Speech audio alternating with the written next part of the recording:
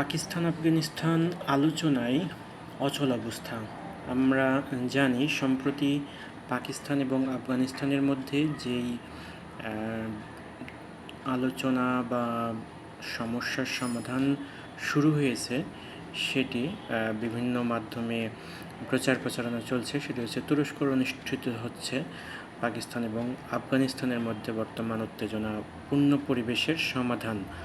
তো এক সূত্র মধ্যে জানানো হয়েছে পরিস্থিতি পাকিস্তানের সর্বোচ্চ ধৈর্য প্রদর্শন করেছে।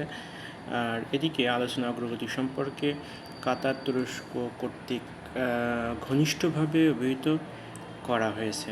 তবে ধারণা করা হচ্ছে এই